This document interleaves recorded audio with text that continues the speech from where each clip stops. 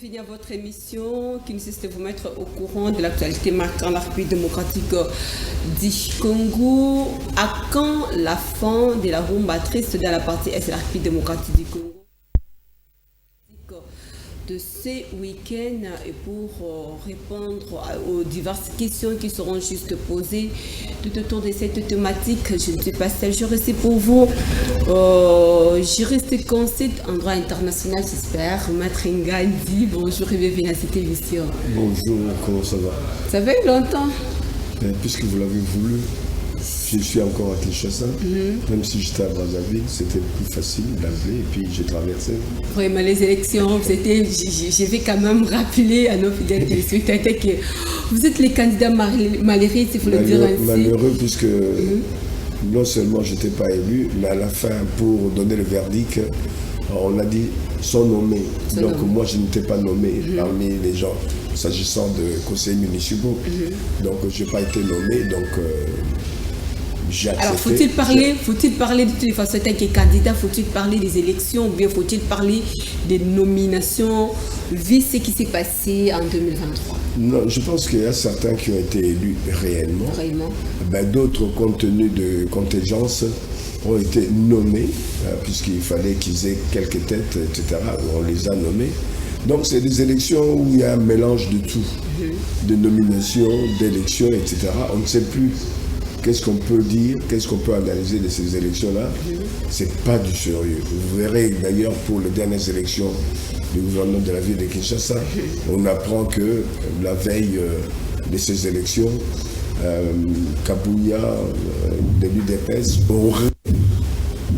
on peut dire maintenant qu'il a distribué des véhicules auprès de ces députés-là. Donc il n'a pas nié, il a confirmé, je l'ai suivi même dans un média de la place, où il a confirmé qu'il a fait pour pouvoir honorer ces gens-là qui se sont battus pendant les élections passées pour arriver où ils sont arrivés, avant même qu'il y ait les élections, le choix du gouverneur. Donc c'est un pays, je ne sais pas s'il faut qu'on dépense des millions d'argent pour pouvoir organiser les élections. Il faut que les gens soient nommés. Là, faut-il évoquer les problèmes aussi de la corruption? Croyez-vous que la RDC est prête au moins à changer ou soit à tourner cette page de la corruption? C'est pas maintenant, puisqu'il ne se passe pas un jour sans qu'on ait parlé de détournement, sans qu'on ait parlé de corruption, des corruptures, des corrupteurs et des corrompus. Ça ne changera pas maintenant. Il faudra maintenant mettre en place un régime, un système politique, notamment au niveau des nominations et autres. On va essayer, en attendant à ce que nos populations, notre classe politique mûrisse et change de comportement. Sans cela, on ira d'élection aux élections sans pour autant que les choses soient clarifiées. Donc on dépense de l'argent pour rien. L'argent qu'on a dépensé par rapport aux dernières élections, ça aurait pu développer notre pays au niveau au moins de l'agriculture. Avec 1,5 milliard, 2 milliards, on aurait fait déjà un petit pas. Tout le monde s'acharne à dire que le dollar augmente. Le dollar n'augmente pas, c'est le franc congolais qui baisse. Pourquoi est-ce que le franc congolais baisse? C'est puisque nous ne faisons que importer tous les biens de consommation, même à la tomate, même au piment, n'importe. Ça pose un problème. Pourtant, on a beaucoup de terres arables ici dans ce pays. L'argent, il y en a, mais le problème, c'est que c'est dirigé vers des gens qui sont censés venir régler les problèmes des concitoyens, des citoyens, mais ils deviennent eux-mêmes des problèmes pour notre État, pour notre administration, pour notre gouvernement ou notre Parlement. Ça pose un problème. À un moment donné, il faut arrêter. Il n'y a que le président de la République qui peut arrêter. Au-delà du président de la République, peut-être le peuple peut manifester son mécontentement par des manifestations pacifiques devant le Parlement, devant le gouvernement, pour essayer de dire ce que le peuple pense. Puisque nombreux sont ceux qui disent qu'ils représentent le peuple au Parlement, au Sénat, ou alors qu'ils travaillent pour le peuple au niveau du gouvernement, mais on ne voit pas dans le quotidien de nos concitoyens ce que le gouvernement, ce que le Parlement ou le Sénat fait par rapport à nos populations. Voilà, avant de tourner d'abord cette page sur les élections, je vais vous poser cette question sur des curiosités, mais une question de précision sur charge, s'il faut le dire ainsi, accumulation des postes, une seule personne, député national, député provincial, sénateur, gouverneur. Quel regard portez-vous? Mais il y a un problème. Il y a un problème. Je pense que c'est le seul pays où on voit ce genre de fonctionnement. Il y a beaucoup de gens qui sont au chômage. Il y a beaucoup de gens qui accompagnent ces élus, ou du moins ces hommes politiques au sein de leur parti politique. Ils n'ont pas de voix au chapitre. Quand ils sont candidats à des niveaux différents, mais à un moment donné, ils sont obligés de faire un choix. Exactement. Quand ils font leur choix, ils laissent qui? Leur fils, leur fille, leurs femmes, les cousins, les neveux, et on se moque de qui? Et il y a des gens qui continuent à militer dans ces partis-là. Et en grande partie, ce sont les femmes, mais ce sont aussi les jeunes. Les jeunes veulent avoir leur place au soleil. Les femmes veulent avoir leur place au soleil. Ils militent pour ces partis-là.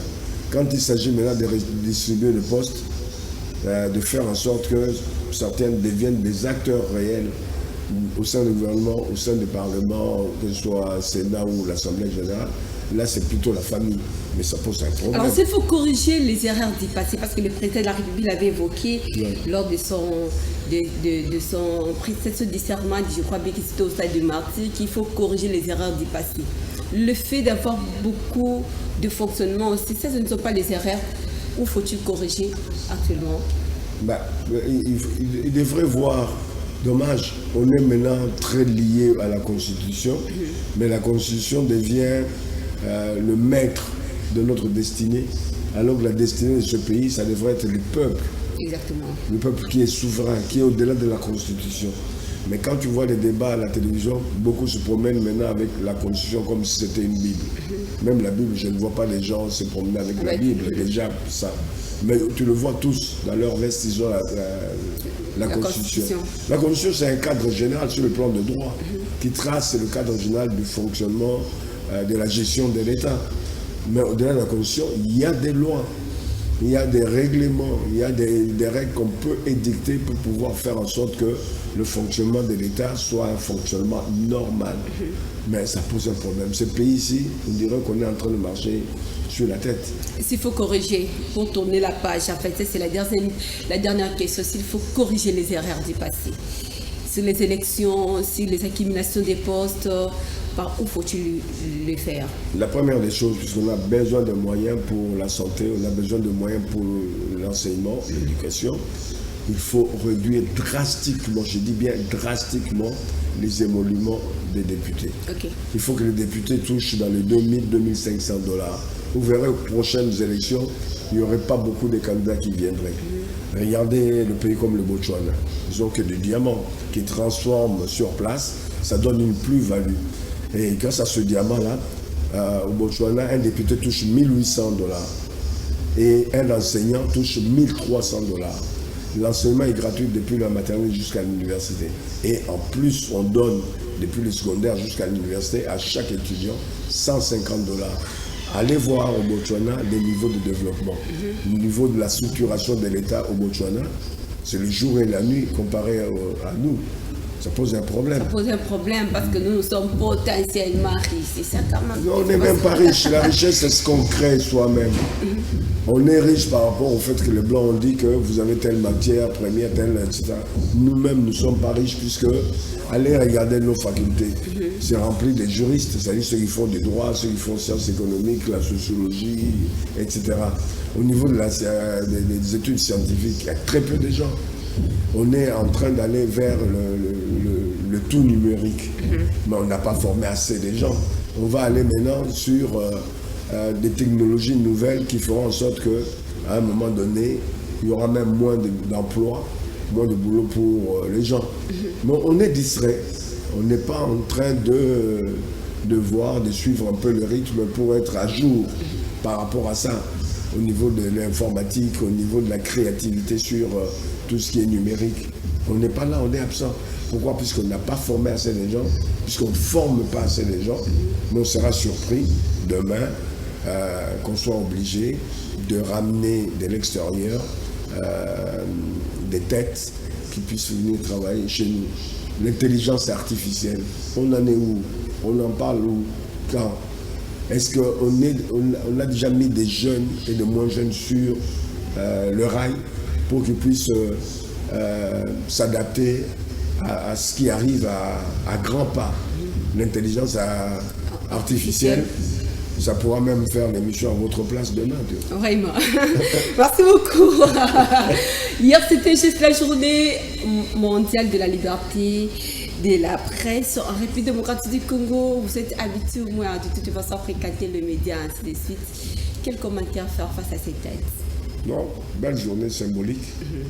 Mais je voudrais ici, en quelques secondes ou en une minute ou deux, dire qu'il faudra que nos journalistes, nos hommes et femmes des médias repensent les médias.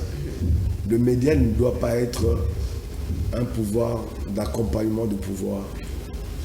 Les médias sont là à l'intersection entre le peuple et le pouvoir. Donc le média ne doit pas être, comme souvent on le dit dans les médias même, le quatrième pouvoir. Non. Ça ne marche pas? Non, ça ne marche pas. Le quatrième pouvoir, ce sont des pouvoirs institutionnels. Il y a le pouvoir exécutif, il y a le pouvoir législatif, il y a le pouvoir judiciaire. Là, ce sont des pouvoirs institués. Mais la presse, les médias doivent avoir leur autonomie, leur indépendance. Pour moi, je leur attribue l'étiquette. Les médias sont le contre-pouvoir, puisque c'est eux qui peuvent à un moment donné arbitrer les choses si ça va mal ou si ça va bien. On a vu aux États-Unis, à un moment donné, un président de la République déstabilisé par la presse. On voit au niveau de la France comment la presse déstabilise certains hommes politiques, parce que certaines choses que le peuple ne sait pas, la presse, les médias l'évoquent, informent. Ils deviennent un pouvoir. D'ailleurs, dernièrement, j'ai vu notre ministre des Finances qui était en difficulté, qui a reconnu lui-même que s'il a eu des difficultés, en partie c'est le fait qu'il n'a pas bien communiqué, il n'a pas bien travaillé avec les médias ni la presse. Il n'a pas travaillé avec des communicateurs, les gens qui sont là pour faire connaître et en même temps pour appuyer là où ça va. Maintenant, avec nous ici en RDC, ce sont juste les actions, enfin, je vais parler d'ici, les actions, la gestion, la diffusion qui pose problème ou quoi? Non, mais ici, le problème est encore là. On n'a pas encore de médias. Les médias nécessitent des moyens. Regardez l'émission que vous faites. Vous devriez être à 10, à 15, à 20, ne serait-ce que pour cette émission. Vous deviez, vous, par exemple, être accompagné par des documentalistes et des documentaristes. C'est-à-dire, il y a documentalistes par tout ce qui est papier, chercher les bouquins, etc. Documentaristes, c'est par rapport aux images et autres. Vous devriez être accompagné par tous ces gens-là. Au côté technique, j'ai vu, ils sont à 2 ou à 3. C'est insuffisant. Ils doivent être beaucoup plus nombreux pour faire un travail bien étoffé. Et puis, l'argent, c'est le nerf de la guerre. Un journaliste ne doit pas être dépendant des hommes politiques. Un journaliste ou un technicien dans les médias doit être bien rémunéré pour qu'il fasse son travail en toute indépendance d'esprit. Ça ne veut pas dire d'aller critiquer là où il ne faut pas critiquer, mais de pouvoir recueillir l'information, de traiter cette information avant même de diffuser. Ça nécessite vraiment du boulot, ça nécessite du temps, de l'attention. Est-ce que c'est facile? De toute façon, c'est vrai, vous avez raison d'évoquer cela, mais vu les conditions actuelles de la République démocratique du Congo et surtout avec les pouvoirs en place, c'est ça qui tue quand même le média. Croyez-vous que demain, on aura aussi un autre discours face aux médias congolais? C'est possible. Les médias sont liés aussi. Aujourd'hui, ils sont liés aux hommes politiques, c'est ce qui est néfaste. Voilà. Les médias devraient être liés à la publicité. La publicité, ça suppose qu'il y ait plus d'entreprises. Au Congo, aujourd'hui, il y a une carence, on n'a pas assez d'entreprises. la petite publicité de certaines sociétés de téléphonie, la centaine ou des télévisions là ou des radios vont tous courir derrière. Même quand on vous les donne, c'est le saupoudrage, c'est-à-dire on vous donne des miettes. Alors que s'il y avait plus d'entreprises, les médias allaient mieux vivre. C'est-à-dire qu'ils allaient avoir beaucoup plus d'argent, pas seulement de la publicité, vous pouvez aussi, au-delà de la publicité, faire ce qu'on appelle dans la presse, dans les médias, le public reportage, faire connaître telle ou telle maison. Mais à ce moment-là, la maison est censée payer. Mais c'est cet argent qui vous rémunère. Regardez les joueurs de foot aujourd'hui. S'ils gagnent beaucoup d'argent, c'est le fait que beaucoup de gens rentrent dans les stades, ils prennent des abonnements. Au-delà de ça, mais il y a des sponsors. Vous devriez avoir des sponsors comme dans le football. C'est-à-dire des gens qui viennent, qui financent, etc. Mais derrière, il y a un travail de fait. Merci. Il y a l'image de ces gens-là qui est transmis par vos médias, etc. Les médias, pour conclure, c'est le contre-pouvoir, ce n'est pas le quatrième pouvoir. C'est le contre-pouvoir, ce n'est pas le quatrième pouvoir. Merci beaucoup. On tourne la page moins sur la journée mondiale de la liberté de la presse. Ouvrons une nouvelle page sur notre thématique de ce matin par rapport à la crise sécuritaire de la partie est de la République démocratique du Congo. Juste un système, s'il faut le dire ainsi, qui revient le goût de chaque jour. Quel est votre commentaire? Pour moi, ce sont des redites. On devrait se fatiguer de donner toujours les mêmes informations, puisque quand tu ouvres un média, s'agissant de l'Est, ah non, on a occupé tel territoire, ah, on a occupé tel autre, on a attaqué tel. Ou alors on a récupéré, et après on perd encore ce territoire. Je pense qu'il faut distiller, faire un choix judicieux des informations qu'on peut transmettre au niveau des médias. Puisque c'est décourageant d'apprendre toujours que ils ont pris encore tel territoire, ils ont pris telle localité, etc. À un moment donné, il faut savoir se taire pour ne pas donner des informations qui découragent non seulement nos populations, mais peut-être aussi sur le terrain militaire. Il faut savoir taire certaines choses. Sauf que si c'est à notre avantage, en ce moment-là, je pense qu'il y a lieu de pouvoir faire de la publicité. Non seulement pour encourager ceux qui sont sur le terrain. Et lorsqu'il s'agit de toutes les façons, il faut dénoncer de toutes les façons parce que les voix s'élèvent, les réactions ne cessent de se multiplier tout autour de la réaction avec la sortie médiatique du cardinal Fridolin Ambongo aujourd'hui. Vous êtes là, a-t-il raison de dénoncer vite tout ce qui se passe dans la partie est de la République démocratique du Congo ou bien faut-il l'accuser taxé comme étant le contre-pouvoir du régime actuel? Moi, je dis que la vérité, ça doit rester la vérité. La vérité, okay. Mais toute vérité n'est pas bonne à dire. Même s'il faut la dire, il faut savoir le dire avec des mots appropriés. Moi, je pense que là, il ne faut pas passer par des spéculations. Notre Monseigneur Ambongo est allé un peu plus loin.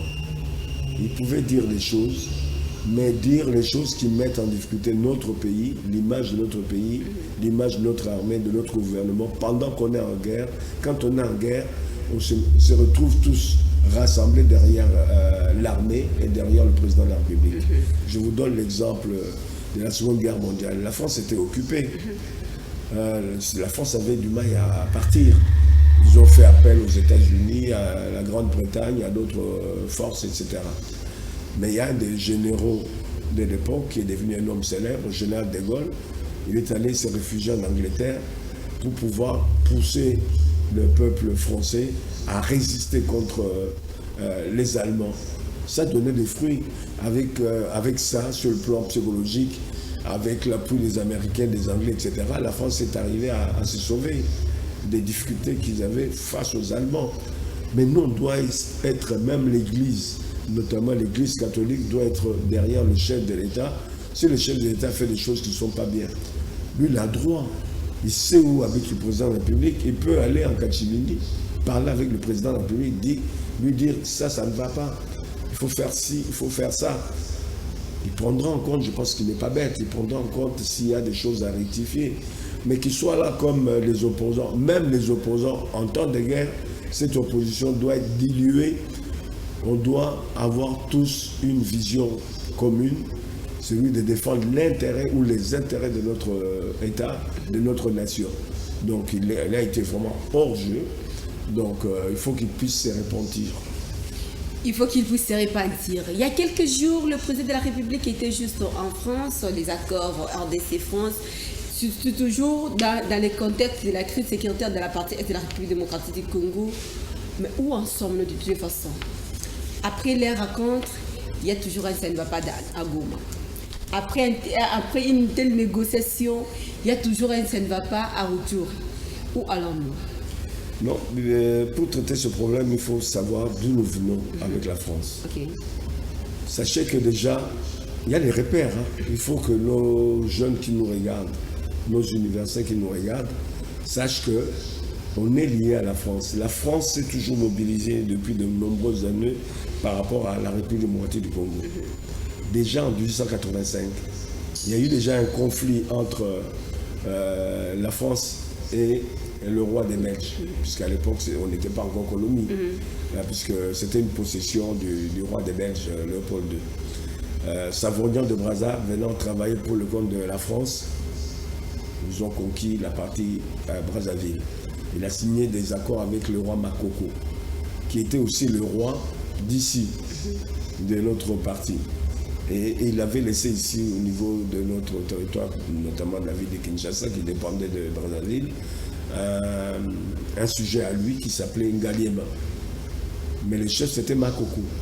Ben, il s'est avéré qu'il y a eu un conflit entre les Français et les Belges. Les Français disaient les deux parties, c'est à eux.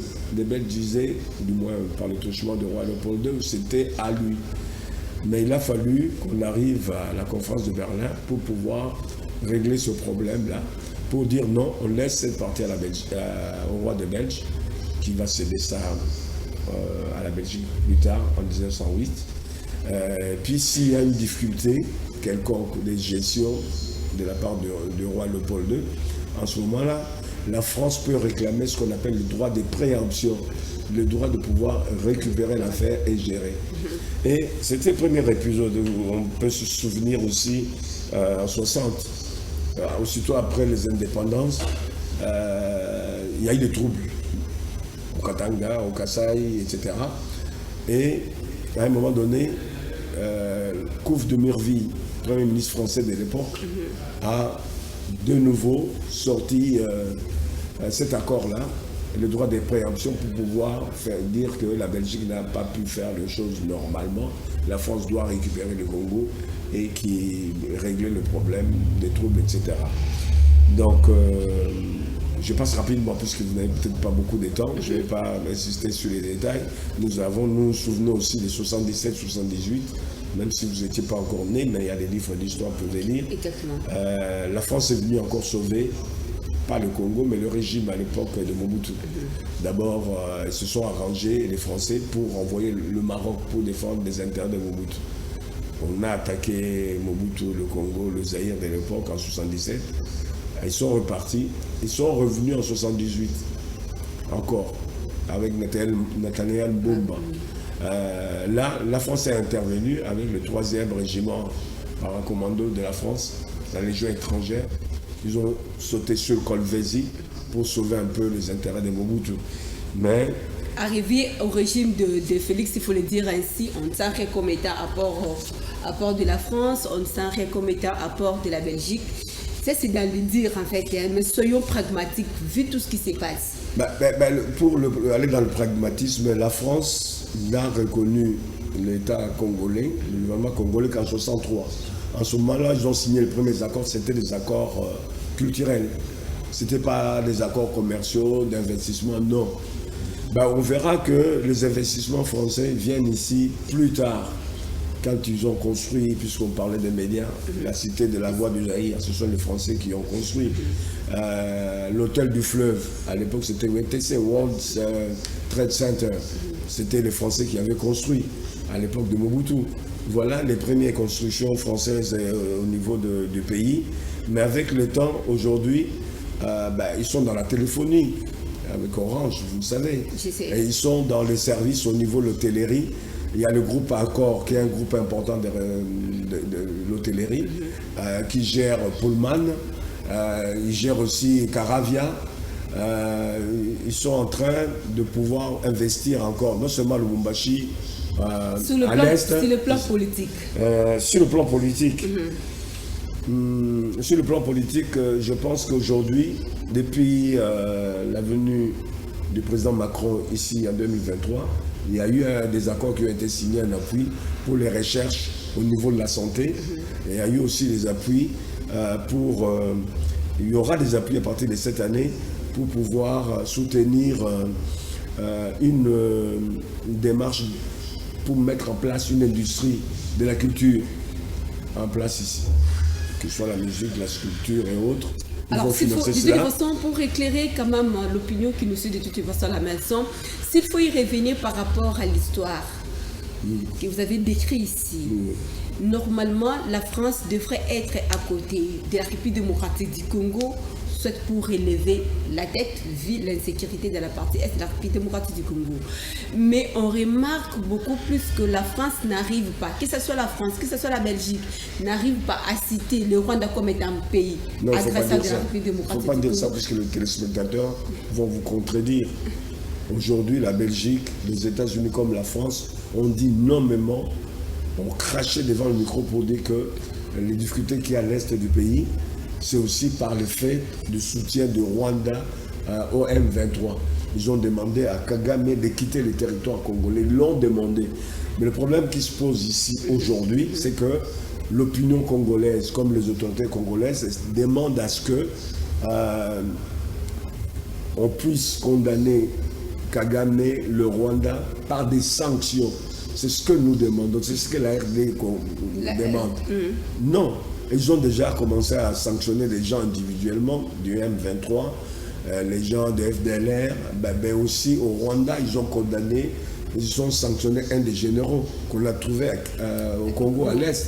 Il y a des démarches, il y a une étape, il y a des étapes à franchir. Il y a 1 an, il y a 2 ans, des déclarations de Français, des Allemands comme des Belges ou des États-Unis ne nommaient pas Kagame, ne nommaient pas le Rwanda. Aujourd'hui, c'est fait, c'est une étape. C'est dû à quoi? C'est dû à l'opinion congolaise qui a travaillé dans ce sens-là. C'est dû aussi à l'opinion de notre diaspora qui a été aussi relayée par quelques opinions africaines ou quelques pays de l'Occident qui mettent la pression. Tu sais, dans ces pays-là, l'opinion, c'est quelque chose d'important. Donc, il faut la conjonction de tout pour qu'on arrive à une solution réelle. Ici, il y a carence. Nos partis d'opposition ne soutiennent pas réellement le président de la République dans ce processus. Si les opposants, comme les églises, soutiendraient, moi je pense que les églises évangéliques pour le moment se tiennent bien, se comportent bien, mais il y a un dérapage simplement du côté de l'église catholique.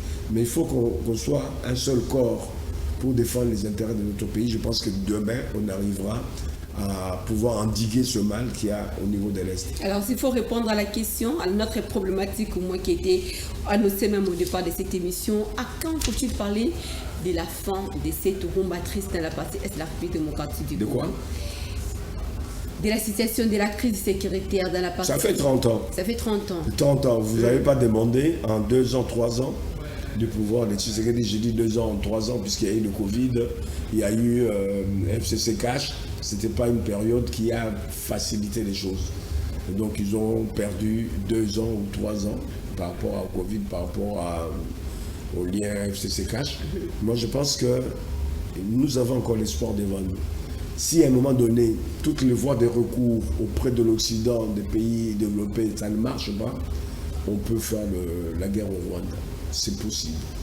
Mais il faut patienter. Mais ça devient comme étant l'hymne national de toute façon. C'est comme l'hymne national, faire la guerre avec le Rwanda, c'est là dans le dire et non dans le faire. Non. La diplomatie, RDC-Rwanda. Il n'y a pas de relations diplomatiques. Il n'y a pas de relations diplomatiques. On aura des relations diplomatiques quand les choses vont changer, quand ils vont changer leur comportement.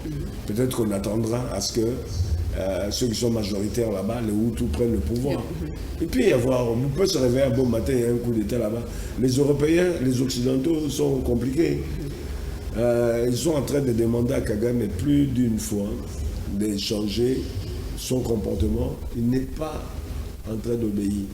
Demain, vous apprendrez que tout a changé là-bas pour le bonheur, non seulement des Rwandais en premier, mais aussi le bonheur du peuple congolais. Un message d'espoir à la population congolaise qui vous suit, parce que nous sommes arrivés juste à la fin des étés. Ah oui, j'oubliais aussi de dire que, puisque par rapport aux actions françaises, je ne suis pas leur porte-parole, puisqu'il y a un travail qui était en train de se faire en joint venture avec le Congo démocratique.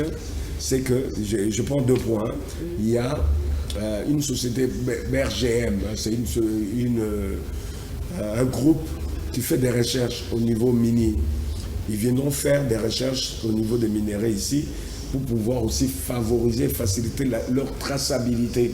C'est-à-dire quand on vole nos minéraux ici, on va le vendre sur le plan international, on saura que c'est du minerai volé ici.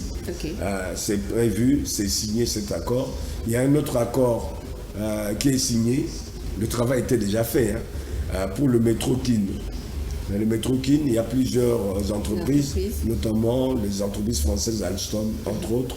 Le financement viendra de l'extérieur. Nous, on doit financer simplement, je pense qu'on l'a fait, les déguerpissements des gens qui habitent le long du rail là. On les a déjà repérés, ils sont sur une liste. On a déjà aussi commencé il reste à ce qu'on leur donne de l'argent pour qu'ils quittent là-bas. Il y aura le métro Kin. Pas seulement le métro Kin au niveau du rail, mais aussi au niveau des transports, genre bus. Exactement, ça a déjà commencé aussi. Chez nous là-bas, ça a déjà commencé. Ça a commencé déjà. Commencé. Donc il faut dire, il y a un brin d'espoir, non seulement dans les relations entre la France et la RDC, mais il y a aussi un brin d'espoir par rapport au Rwanda. La France a joué un rôle important pour qu'on puisse lever la mesure qui nous interdisait d'acheter des armes. Aujourd'hui, on achète des armes, on a acheté des armes. Aujourd'hui, on a formé des jeunes gens et des jeunes filles qui sont dans l'armée, qui sont opérationnels aujourd'hui. L'école des guerres est ici, financée par la France, en très grande partie, mais il faut encore renforcer cette relation entre la France et le Congo. Merci beaucoup. Nous vous disons merci pour cette lumière apportée. Oui. Voilà, nous sommes arrivés à la fin de cette émission. Suivez la rediffusion de cette émission demain à 15h juste. Portez-vous bien. Bon week-end chez vous. Au revoir.